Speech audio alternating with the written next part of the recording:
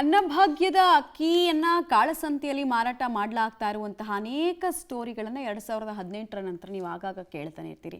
But ನಮ್ಗೆ ಅರ್ಥ ಆಗದಿರುವಂತಹ ವಿಚಾರ, ಸರ್ಕಾರ ಇದಕ್ಕೆ ಯಾಕೆ ಫುಲ್ ಸ್ಟಾಪ್ ಇಡೋದಕ್ಕೆ ಸಾಧ್ಯ ಆಗ್ತಿಲ್ಲ ಅಂತ. ನೋಡಿ, ಚಿತ್ರದುರ್ಗದಲ್ಲೂ ಅಷ್ಟೇ ಅನ್ನಭಾಗ್ಯ ಯೋಜನೆ ಅಕ್ಕಿ ಬಡವರ ಪಾಲಾಗಬೇಕಾಗಿತ್ತು, ಬಟ್ ಪಾಲಾಗ್ತಾ ಇರೋದು ಕಾಳಸಂತೆ ದಂಧೆಕೋರರಿಗೆ. ಸೊ ಇಲ್ಲಿ ರೇಡ್ ಆಗಿದೆ ಅನ್ನೋದ್ರ ಮಾಹಿತಿ ಇದೆ. ಹಾಗಾದರೆ ರೇಡ್ ಮಾಡಿದವರು ಯಾರು, ಈ ರೇಡ್ನಲ್ಲಿ ಯಾವ ಪ್ರಮಾಣದಲ್ಲಿ ಅಕ್ಕಿ ಪತ್ತೆ ಆಯಿತು, ಆ ಡೀಟೇಲ್ಸ್ ಇದೆ, ನೋಡೋಣ. ಬಡವರ ಹಸಿವು ನೀಗಿಸಬೇಕಿದ್ದ ಅನ್ನ ಕಾಳಸಂತೆಕೋರರ ಪಾಲು.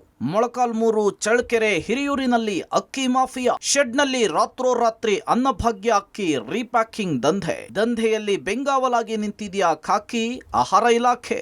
ಕೋಟೆನಾಡು ಚಿತ್ರದುರ್ಗ. ಈಗ ಪಡಿತರ ಅಕ್ಕಿ ಕಳ್ಳ ಸಾಗಾಣಿಕೆಯ ಹಬ್ಬಾಗಿ ಮಾರ್ಪಟ್ಟಿದೆ. ಚಿತ್ರದುರ್ಗ ನಗರ ಸೇರಿದಂತೆ ಜಿಲ್ಲೆಯ ಮೊಳಕಾಲ್ಮೂರು, ಚಳ್ಳಕೆರೆ, ಹಿರಿಯೂರು ತಾಲೂಕುಗಳಲ್ಲಿ ಅನ್ನಭಾಗ್ಯ ಯೋಜನೆಯ ಅಕ್ಕಿ ಮತ್ತು ರಾಗಿಯನ್ನ ರಾಜಾರೋಷವಾಗಿ ಕಾಳಸಂತೆಗೆ ಸಾಗಿಸಲಾಗ್ತಿದೆ.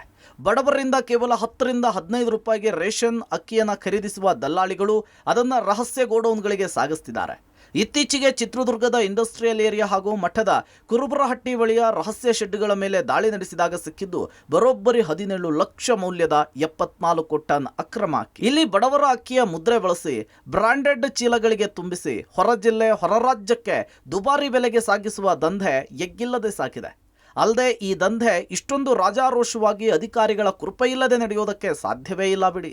ಇದರ ಹಿಂದೆ ದೊಡ್ಡ ತಿಮಿಂಗಲಗಳೇ ಇದ್ದು ಚಿತ್ರದುರ್ಗದ ಪೊಲೀಸರು ಮತ್ತು ಆಹಾರ ಸರಬರಾಜು ಇಲಾಖೆಯ ಅಧಿಕಾರಿಗಳೇ ಈ ಅಕ್ರಮಕ್ಕೆ ಸಾಥ್ ನೀಡ್ತಿದ್ದಾರೆ ಅನ್ನೋ ಗಂಭೀರ ಆರೋಪ ಕೇಳಿಬಂದಿದೆ.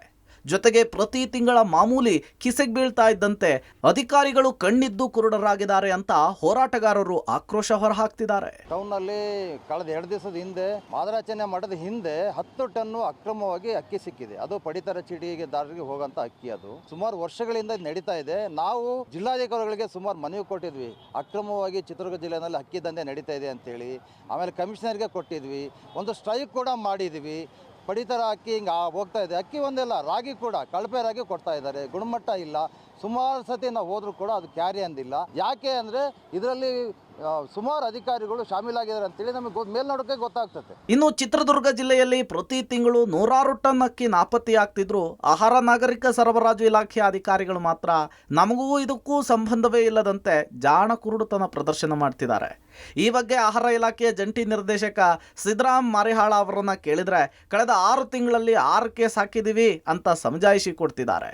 ಈ 6 ಕೇಸುಗಳು ಕೇವಲ ಕಣ್ಣೊರೆಸೋ ತಂತ್ರ ಅನ್ನೋದು ಜಗಜ್ಜಾಹೀರಾಗಿದೆ. ನಾವು ಕಳೆದ 6 ತಿಂಗಳಲ್ಲಿ ಒಟ್ಟು 718 ಕ್ವಿಂಟಲ್ ಅಕ್ಕಿ, 2 ಕ್ವಿಂಟಲ್ ರಾಗಿ, 7 ಕ್ವಿಂಟಲ್ ಗೋಧಿ, 9 ಗ್ಯಾಸ್ ಸಿಲಿಂಡರ್, ಒಟ್ಟು ಅಂದಾಜು ಮೊತ್ತ 17,12,385 ಮೊತ್ತದ ಇಸಿ ಕೇಸ್ಗಳನ್ನು ಅಗತ್ಯ ವಸ್ತುಗಳ ಕಾಯ್ದೆ ಅಡಿಯಲ್ಲಿ 1955 ಅಡಿಯಲ್ಲಿ ಕೇಸ್ಗಳನ್ನು ಮಾಡಿದ್ದೀವಿ. ಒಟ್ಟಾರೆ ಸರ್ಕಾರ ಬಡವರಿಗಾಗಿ ನೀಡುವ ಪಡಿತರ ಅಕ್ಕಿಯೂ ಕೂಡ ಕಾಳಸಂತೆಯಲ್ಲಿ ಸಾಗಣೆ ಆಗ್ತಿದೆ. ಹೀಗಾಗಿ ಕೋಟೆನಾಡಿನಲ್ಲಿ ಬೇರು ಬಿಟ್ಟಿರುವಂತಹ ಈ ಅಕ್ಕಿ ಮಾಫಿಯಾದ ಖದೀಮರನ್ನ ಪತ್ತೆ ಹಚ್ಚಿ ಈ ಕಳ್ಳರ ಜಾಲಕ್ಕೆ ಸಂಬಂಧಪಟ್ಟವರಿಗೆ ಬ್ರೇಕ್ ಹಾಕಬೇಕಿದೆ. S Siddaraju, public TV, Chitradurga.